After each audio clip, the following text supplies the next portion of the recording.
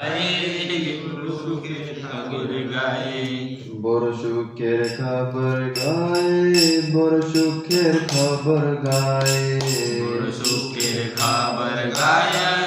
বড় সুখের খবর গায়ে।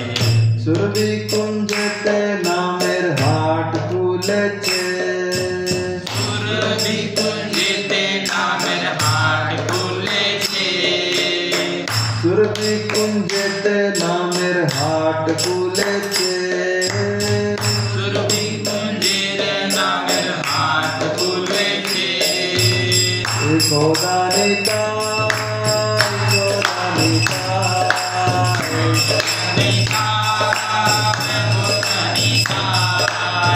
খোদা নিতাই।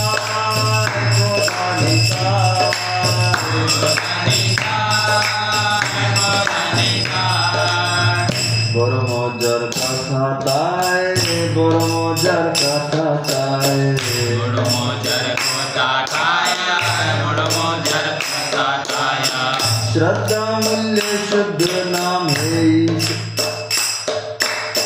শ্রদ্ধা মূল্য শুদ্ধ নাম সেই হাতেতে বিকায়,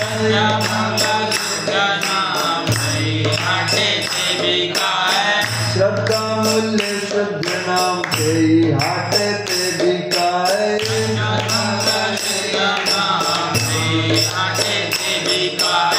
খোদা নিতাই, খোদা নিতাই।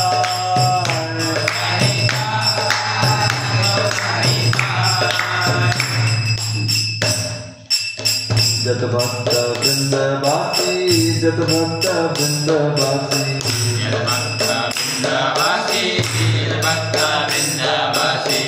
अधिकारी देखे नाम बेचे दारो काफी, अधिकारी के नाम बेचेदारे काशी, अधिकारी देखे नाम बेचे दारो काफी, अधिकारी के नाम बेचेदारे काशी। यदि नाम सुनबे भाई, यदि नाम सुनबे भाई, यदि नाम सुनबे भाई, यदि नाम सुनबे भाई। আমার সঙ্গে চলো মহাজনের কাছে যায়, আমার সঙ্গে চলো মহাজনের কাছে যায়, আমার সঙ্গে চলো মহাজনের কাছে যায়। আমার সঙ্গে চলো মহাজনের কাছে যায়। খোদা নিতাই, খোদা নিতাই,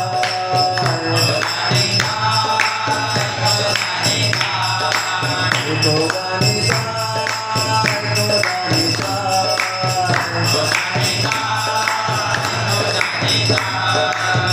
তুমি কিনবে কৃষ্ণ নাম, তুমি কিনবে কৃষ্ণ নাম, তুমি কিনবে কৃষ্ণ নাম, তুমি কিনবে কৃষ্ণ নাম। কস্তুরি লইবে আমি পূরণ হবে কাম, কস্তুরি লইবে আমি পূর্ণ হবে কাম।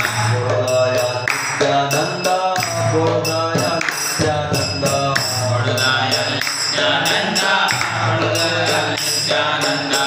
শ্রদ্ধা মাত্র লইবে না পরমানন্দ, শ্রদ্ধা ভক্তি দিন পরমানন্দ, শ্রদ্ধা মাত্র লইবে না পরমানন্দ। শ্রদ্ধা ভক্তি দিন পরমানন্দ।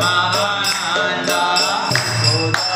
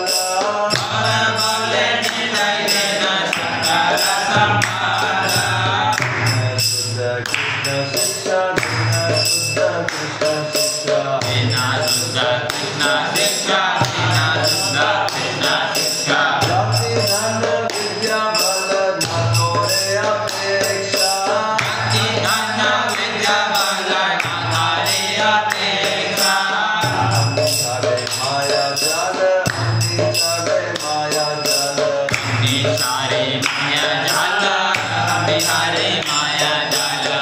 रहता को बांधता को नाथा के जंजाल, रहता को बांधता को नाथा के जंजाल, रहता को बांधता को नाथा के जंजाल, रहता को बांधता को नाथा के जंजाल।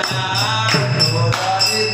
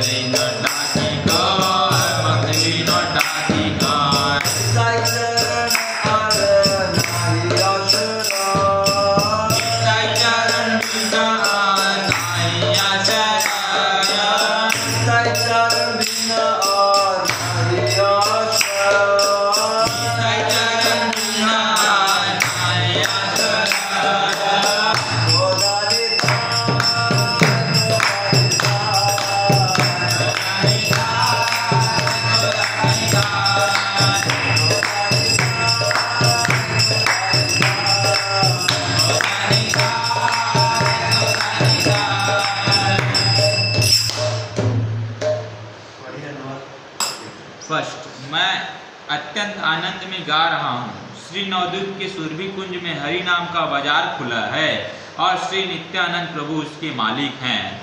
दूसरा, उस आनंद के बाजार में ऐसे अद्भुत कार्य हो रहे हैं। नित्यानंद प्रभु शुद्ध हरि नाम वितरण कर रहे हैं और उसका मूल्य है आपकी श्रद्धा। भगवान नित्यानंद सभी भक्तों को आकर्षित होते देखकर उनसे मोलभाव करके उन्हें पवित्र नाम बेच रहे हैं। हे भाई, यदि तुम पवित्र नाम चाहते हो तो मेरे साथ आओ, हमें उस महान आत्मा नित्यानंद के पास जाना चाहिए। तुम्हें कृष्ण का नाम मिलेगा, मैं अपना कमीशन लूंगा और हमारी सभी इच्छाएं पूरी होंगी। श्री नित्यानंद प्रभु इतने दयालु हैं कि वे हरि नाम में व्यक्ति की श्रद्धा को स्वीकार करके उसे सर्वोच्च आनंद प्रदान करते हैं। यदि गौरा नाम का जप करते समय एक बार भी उनकी आंखों से आंसू आ जाए तो वे उस व्यक्ति को अपना सब कुछ दे देते हैं। हे मित्रों, कृपया माया के जंजाल को त्याग दो।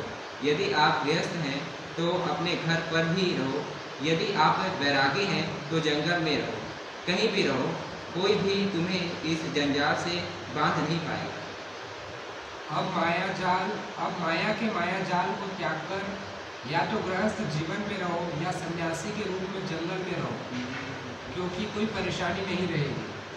वह अपने जन्म, धन, ज्ञान और बल की परवाह न करते हुए सभी को कृष्ण की शुद्ध शिक्षा देते हैं।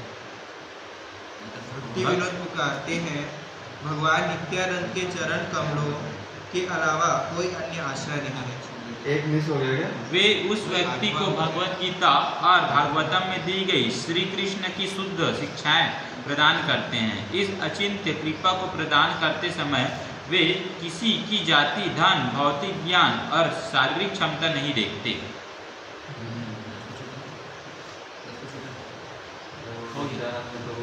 जय।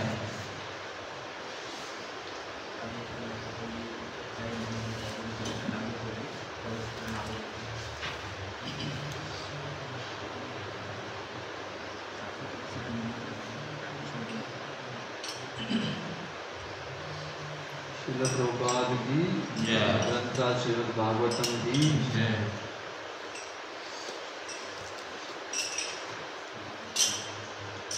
ओम नमो भगवते वासुदेवाय। ओम नमो भगवते वासुदेवाय। ओम नमो भगवते वासुदेवाय। ओम नमो भगवते वासुदेवाय। ओम नमो भगवते वासुदेवाय। ओम नमो भगवते वासुदेवाय।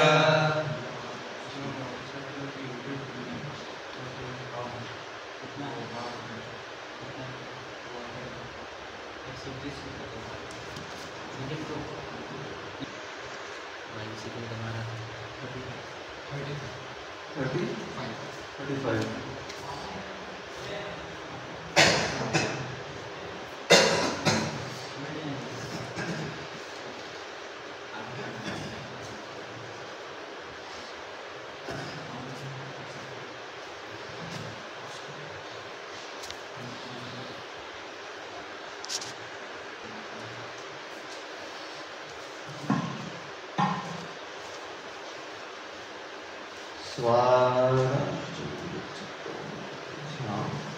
स्वराज्यं यच्छतो मोढ्यान्। स्वराज्यं यच्छतो मोढ्यान्। स्वराज्यं यच्छतो मोढ्यान्। स्वराज्यं यच्छतो मोढ्यान्। मानो मे भिक्षितो बत।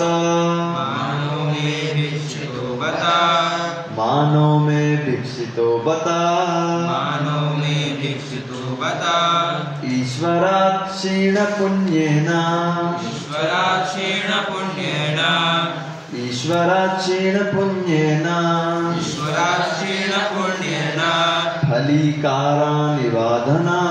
फलीकारानिवाधन। फलीकारानिवाधन। फलीकारानिवाधन। स्वराज्यं यच्छतो मोढ्यान्। स्वराज्यं यच्छतो मोढ्यान्। मानो मे भिक्षितो बत। मानो मे भिक्षितो बत। ईश्वरात् क्षीणपुण्येन। ईश्वरात् क्षीणपुण्येन। फलीकारानिवाधन। फलीकारानिवाधन। स्वराज्यं यक्षतो मोढ्यान्। स्वराज्यं यक्षतो मोढ्यान्। मानो मे भिक्षितो बत। मानो मे भिक्षितो बत। ईश्वरात् कृष्णपुण्येन। ईश्वरात् क्षीणपुण्येन। फलीकारानिवाधन। फलीकारानिवाधन। स्वराज्यं यच्छतो मोढ्यान्। स्वराज्यं यच्छतो मोढ्यान्। मानो मे भिक्षितो बत। मानो मे भिक्षितो बत। ईश्वराक्षीणपुण्येन। ईश्वराक्षीणपुण्येन। फलीकारानिवाधन। फलीकारानिवाधन। स्वराज्यं यच्छतो मोढ्यान्। स्वराज्यं यच्छतो मोढ्यान्। मानो मे भिक्षितो बत। मानो मे भिक्षितो बत। ईश्वराक्षीणपुण्येन। ईश्वराक्षीणपुण्येन। फलीकारानिवाधन। फलीकारानिवाधन। Word to word meaning. Swaragyam. Swaragyam. His devotional service. His devotional service. Yachataha. Yachataha. From the Lord. From the Lord. Who was willing to offer. Who was willing to offer. Modhyat. Modhyat. By foolishness. By foolishness. Manaha. Manaha. Material prosperity. Material prosperity. Me. Me. By me. By me. Vikshitaha. Vikshitaha. Was asked for. Was asked for. Bata. Bata. Alas. Alas. Ishwarat. Ishwarat. From a great emperor. From a great emperor. Shina. Shina. Reduced. Reduced. Punyena. Punyena. Whose pious activities. Whose pious activities. Halikaran. Halikaran. Broken particles of first rise. Broken particles of first rise. Iva. Iva. Like. Like. Adhana. Adhana. A poor man. A poor man. Translation. Because of my state of complete foolishness and paucity of pious activities, although the Lord offered me His personal service, I wanted material name, fame and prosperity. My case is just like that of the poor man who, when he satisfied a great emperor, who wanted to give him anything he might ask, out of ignorance asked only a few broken grains of husked rice. Purport.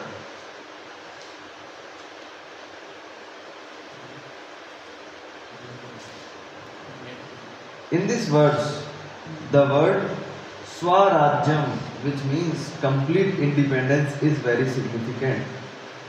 A conditioned soul does not know what complete independence is. Complete independence means situation in one's own constitutional position.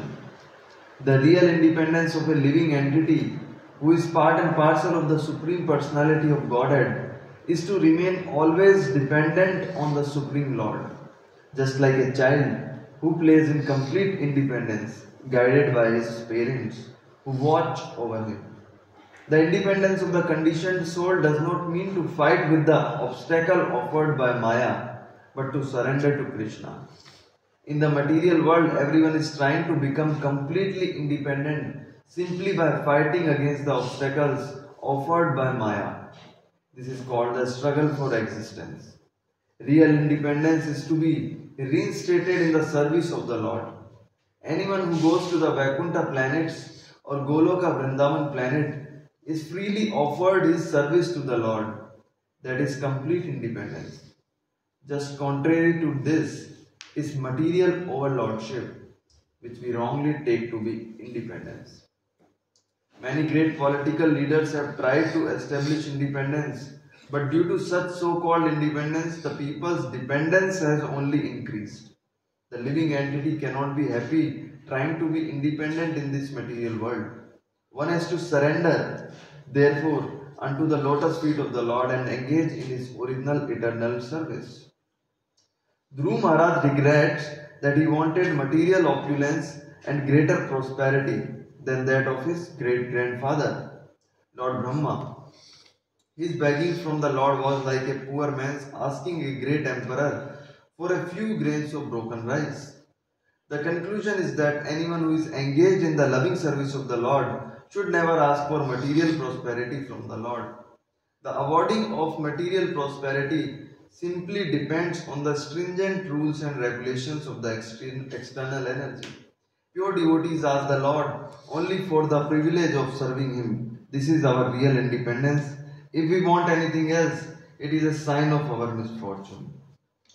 Om Ajnana-timirandasya Jnananjana Shalakaya Chakshurunmilitam Yena Tasmai Shri Gurave Namah Shri Chaitanya Manovishnam Sthapitam Yena Bhutale Swayam Rupa Kadamayam Dadati Swapadantikam Vandeyam Shri Guru Shri Yuta Shri Guru Vaishnavancha Shri Rupam Sagrajatam Sagara Raghunatham Tam Sanjeevam Sadvaitam Savadutam Parijana Sahitam Krishna Chaitanya Devam Shri Radha Krishna Padam Sagana Lalita Shri Vishakam Namo Vishnu Padaya Krishna Prishtaya Bhutale Srimate Bhakti Vedanta Swami Namine Namaste Saraswati Devi Gauravani Pracharine Nirvishesha Shunyavadi Paschatya Deshatarine Jai Shri Krishna Chaitanya Prabhu Nityananda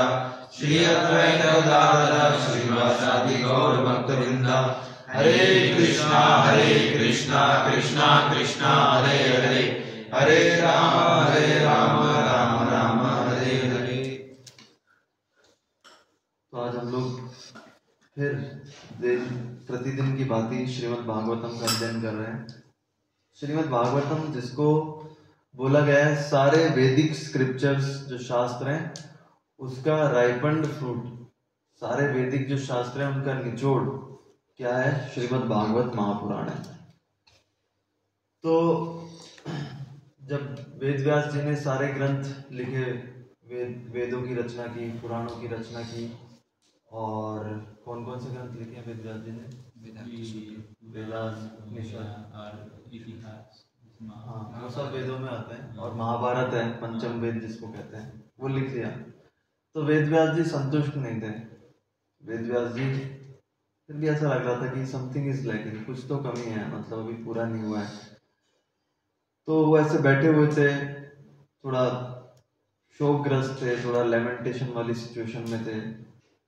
तभी उनके spiritual master उधर आते हैं। वेद व्यास जी के spiritual master कौन है? नारद मुनि।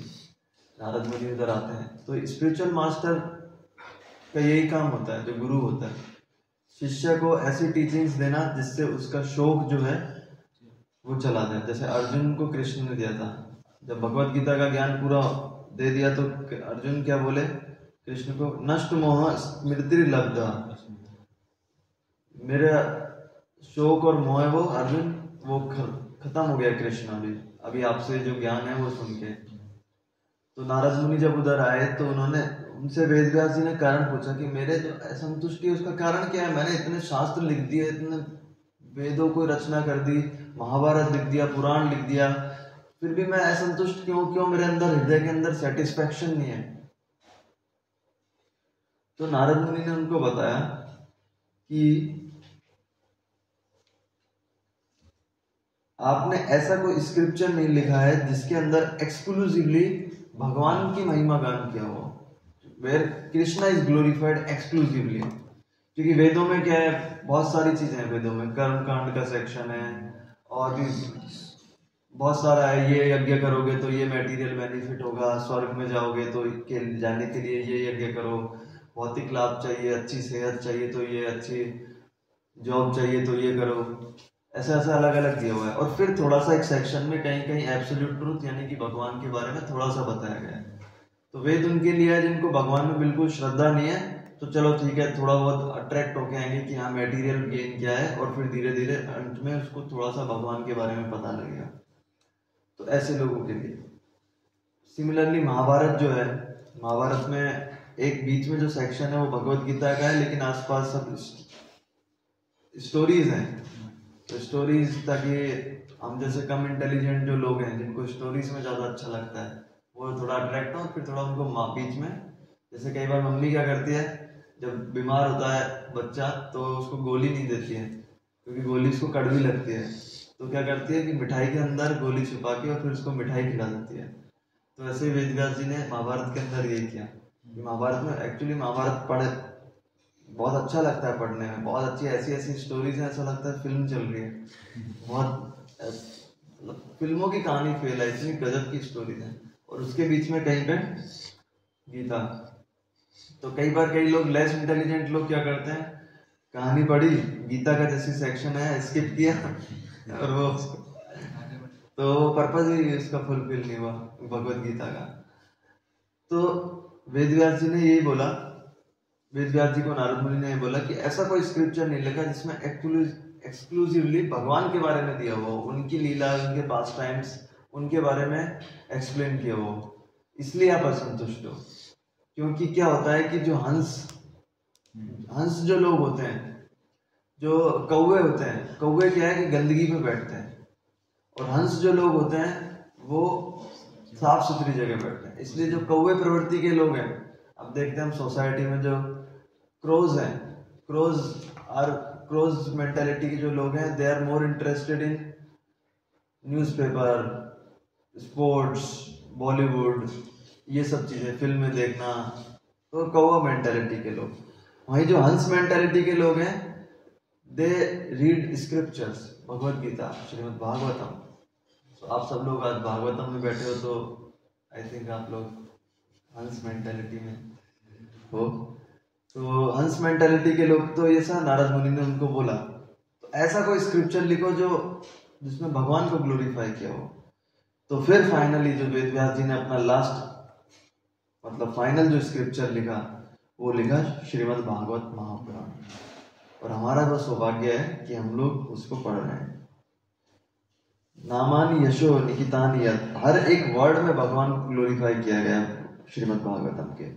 अब उस भागवतम में एक ग्रेट डिवोटी ध्रुव महाराज की चर्चा की गई है, जो गए थे, पिताजी ने उनका तिरस्कार किया, पिताजी ने नहीं, उनकी सौतेली माता ने उनका तिरस्कार किया कि नहीं बैठने देंगे तुमको पिता की गोद में जब तक तुम मेरी गर्भ से पैदा नहीं होगे, ऐसा करके उनको अपमानित किया। फिर उसका अपमान का बदला लेने के लिए और पिता से भी ऊंचा राज्य प्राप्त करने के लिए ध्रुव महाराज नन्हे से बालक 5 साल के जंगल में निकल गए।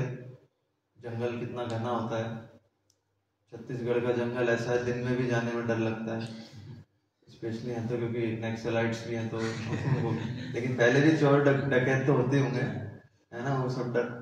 तो भी ध्रुव महाराज बिना इसकी परवाह करते हुए निकल गए जंगल, और रास्ते में उनको फिर स्पिरिचुअल मास्टर जो नारद मुनि मिले, जो एक्चुअली पूरे जगत के स्पिरिचुअल मास्टर हैं, और उन्होंने पर्सनली उनको इंस्ट्रक्ट किया। तो ऐसा नहीं किया ध्रुव महाराज ने कि कोई किताब पढ़ लिया, चलो भक्ति कैसे करनी है और भक्ति कैसे करनी है का किताब पढ़ा, जैसे आजकल हम लोग करते हैं ना, कुकिंग कैसे करना है किताब पढ़ के और फिर कुकिंग किया। ऐसे हम सोचते हैं कि भक्ति भी कैसे करना है, किताब पढ़ा और भक्ति कर रहे हैं। नहीं, पर्सनली उनको इंस्ट्रक्ट किया नारद मुनि ने कैसे करना है, क्योंकि नारद मुनि ने पहले उनका केस स्टडी किया, ध्रुव महाराज का स्थिति क्या है, मनस्थिति क्या है। पहले उनको बोला तुम नन्हे से वाला को तुम चले जाओ, लेकिन नारद मुनि ने पहले उनका केस स्टडी किया कि हाँ भाई ये केस कैसा है, क्योंकि हर व्यक्ति का केस अलग होता है। भक्ति ऐसा नहीं है कि ये किताब है सब पढ़ लो और भक्ति करो चलो, ऐसा नहीं है। भक्ति में हर किसी का केस में एक हमको पर्सनल गाइडेंस का भी जरूरत पड़ता है, इसलिए गुरु की आवश्यकता होती है। तो गुरु जो हमको पर्सनली हमारे केस के हिसाब से गाइड कर सके कि यार मेरा क्या स्थिति है उसके हिसाब से गाइड। तो नारद मुनि उनको मिले, उनका केस समझा कि हाँ यार ये बच्चा जो है पूरा अब तो जोश में है, वो पूरा घर से सताया हुआ है। तो फिर नारद मुनि ने पहले तो उनको बोला कि चले जाओ, छोड़ो यार क्या जंगल वंगल में वो करोगे तपस्या, थोड़ा उनको टेस्ट किया। अभी हमको कोई अगर ऐसे टेस्ट करे तो हम बोले हाँ यार जाता हूँ जंगल में महल में आराम से सोऊंगा, क्या इधर तपस्या भक्ति वगैरह क्या करना, फालतू का काम है ये सब, भक्ति वगैरह करना साधु महात्मा लोगों का काम है।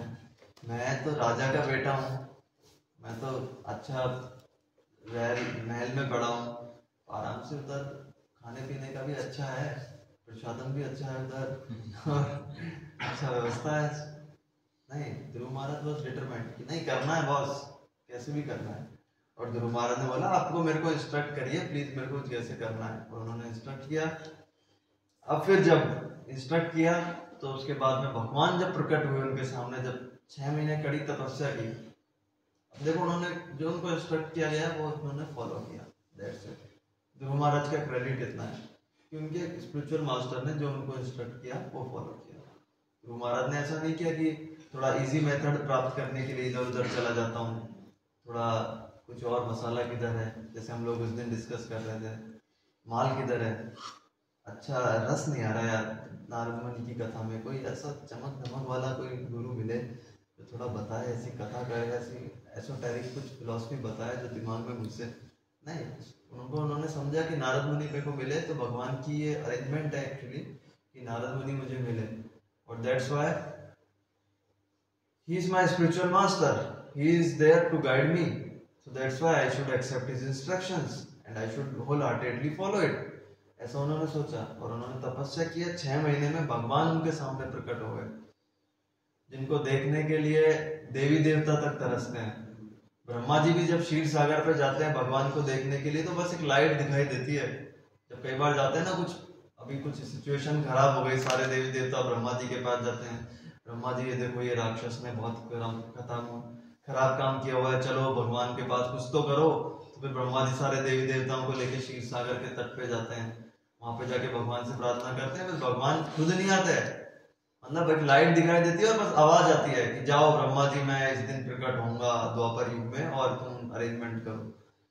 लेकिन भगवान ध्रुव महाराज के इधर सामने प्रकट हो गए। ऐसे एक ग्रेट किंग हुए थे गया महाराज, प्रियव्रत महाराज की वंशावली में उनके डिसेंडेंट्स में गया महाराज। वो इतने पायस थे, इतने अच्छे रूलर थे, इतने अच्छे डिवोटी थे कि भगवान उनके जो भी यज्ञ वगैरह करते थे तो भगवान उनके खुद के सामने आते थे और उनसे बोलते थे मैं संतुष्ट हो गया हूँ। अभी सोचा हम भक्ति करेंगे डेली मंगल आरती, अब भगवान आके बोले हमसे कि हाँ आज संतुष्ट नहीं, या फिर आज तुमने बहुत शोर शराबा मचाया, आज अच्छा तुमने सही ट्यून में नहीं गाया आज मंगल आरती, मैं जिस ट्यून में सुनना चाहता हूँ, ऐसा भी अगर। लेकिन भगवान गया महाराज के सामने स्वयं प्रकट हुए, ऐसे ध्रुव महाराज के सामने स्वयं प्रकट हुए भगवान। और अब उन्होंने बोला कि ठीक है तुमको तुम्हारी इच्छा थी राज्य प्राप्त करने की, तुमको राज्य दिया जाएगा।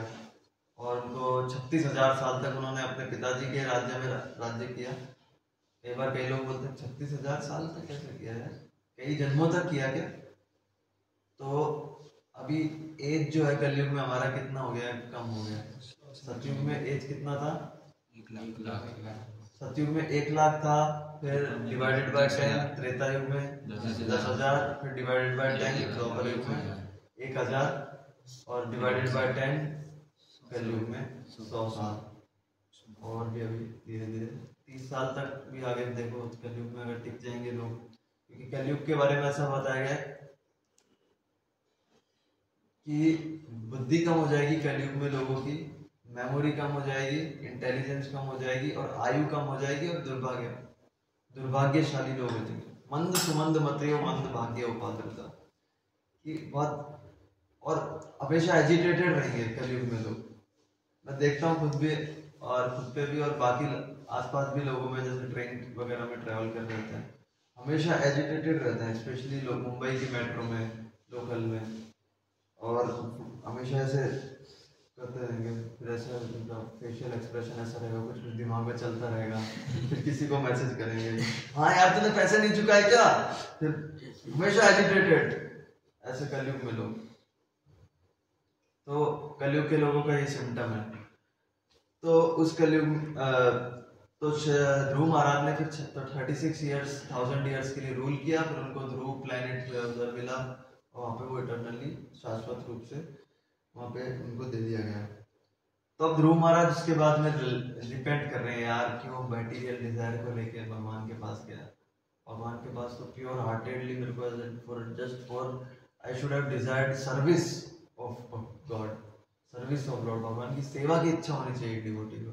मैं क्यों ऐसे मटेरियल, क्या बोला उन्होंने कि मैं डायमंड जो मेरे को मिला, और I was looking for broken pieces of glasses and there was diamond, ऐसा ध्रुव महाराज ने बोला। अब क्या ध्रुव महाराज प्रभुपाद इस संदर्भ में कहानी सुनाते हैं।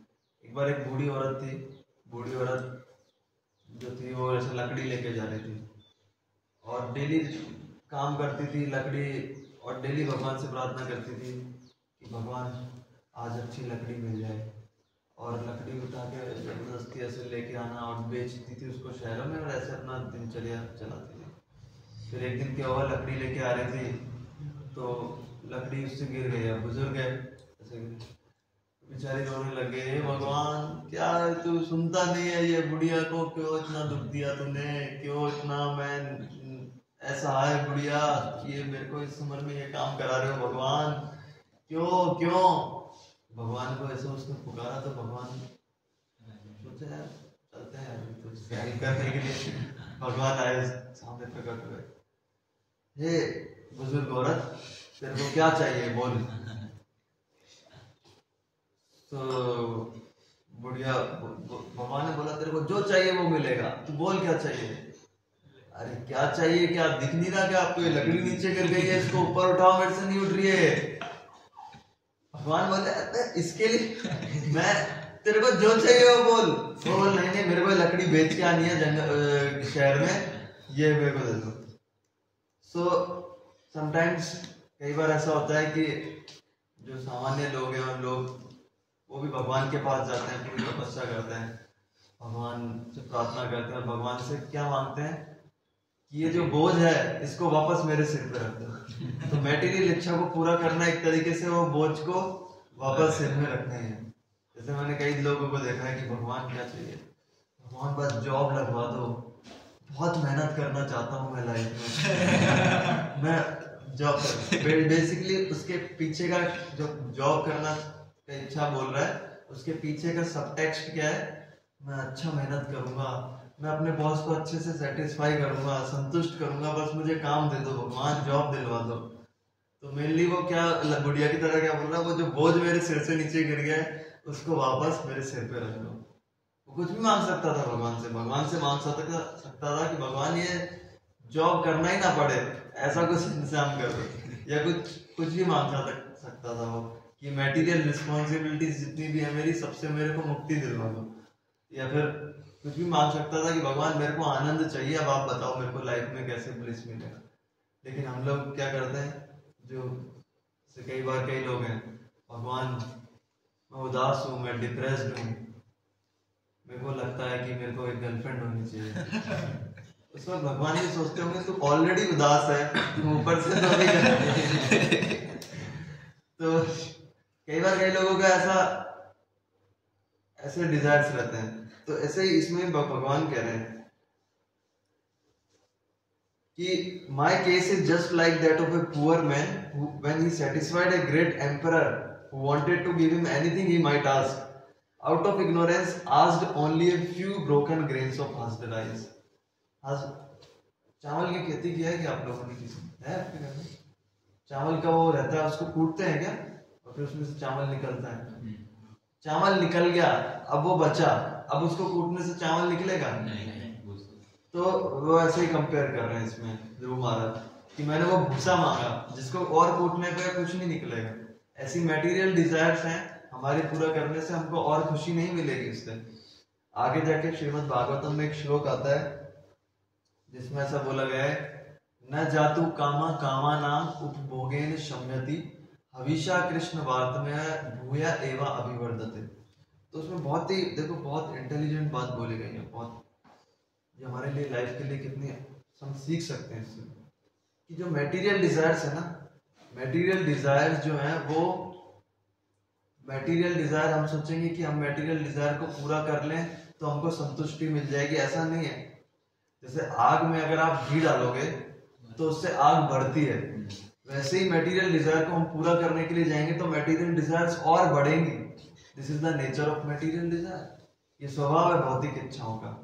जैसे कामी पुरुष होता है किसी के अंदर, कई बार हमारे स्टूडेंट लाइफ में तो बहुत से आसपास तो लस्ट कई बार अटैक करता है, तो हम लोग क्या सोचते हैं कि यार फोन पे कुछ देख लेते हैं, चमक धमक कुछ। तो उसके बाद में क्या होता है, सोचते हैं कि कई बार स्टूडेंट सोचते हैं कि यार उससे क्या होगा, हमारा लस्ट सेटिस्फाई हो जाएगा। इच्छा हुआ तो स्वाभाविक क्या बात है, इच्छा हुआ तो भाई पूरी करते हैं, उससे सेटिस्फेक्शन मिलेगा। लेकिन क्या होता है रिजल्ट, उससे उसका इच्छा और बढ़ जाता है। अगली बार जब उसको लस्ट स्ट्राइक करेगा और इंटेंसिटी के साथ करेगा। इसलिए भगवान ने क्या बोला है भगवत गीता में, ताम तितिक्षस्व भारत, टॉलरेट करो, सहिष्णु, हमको सहन करना चाहिए। जब ऐसे डिजायर्स का वेग, जब एक वर्लपूल वहां से आता है और हमको लपेटता है उस डिजायर्स के उसमें, तो हमको उस वक्त टॉलरेट करना चाहिए। और टॉलरेट करते हुए हमको क्या करना चाहिए, डिवोशनल सर्विस का शरण लेना चाहिए। हरे कृष्णा मंत्र चैंट कर सकते हैं हम लोग, और कुछ लेक्चर कीर्तन वगैरह सुन सकते हैं जब ऐसा कई बार माइंड एजिटेट होता है। क्योंकि माइंड एजिटेट हुआ और हमने फिर ऐसी एक्टिविटीज में अपने आप को एंगेज किया तो उससे क्या होगा, और ज्यादा बढ़ेगी वो इच्छा। लेकिन ये साइंस आजकल लोगों को पता नहीं है, ना किसी यूनिवर्सिटी में पढ़ाया जा रहा है, ना किसी कॉलेज में बताया जा रहा है। पहले पेरेंट्स भी ऐसी शिक्षा देते थे, दादा दादी देते थे, नाना नानी देते थे। अभी फैमिली जो है वो सब हो गई है, न्यूक्लियर फैमिली हो गई है, पेरेंट्स भी ऐसी शिक्षा नहीं देते। पेरेंट्स भी आजकल ये बोलते हैं कि तू अपनी मटेरियल डिजायर्स को पूरा करो, और हम फिर उसके बाद में हमारी मटेरियल डिजायर्स हमारे मटेरियल डिजायर्स भी हैं अनलिमिटेड, उसको भी पूरा करना है। और फिर हमारा जो वंश का पूरा मटेरियल डिजायर है वो भी करना है, और ऐसे चलता जाता है। फिर माता पिता जैसे जब चले जाते हैं तो फिर बच्चे आते हैं, फिर बच्चे बोलते हैं आदमी को, अब पापा हम मेरी मटेरियल डिजायर पूरी करो, मेरी इच्छाएं पूरी करो। तो this keeps on going on. Material desire का जो चक्कर है वो हमको लपेटता रहता है, और इट्स लाइक ए दलदल है ना, दलदल में है सुनील प्रभु को भी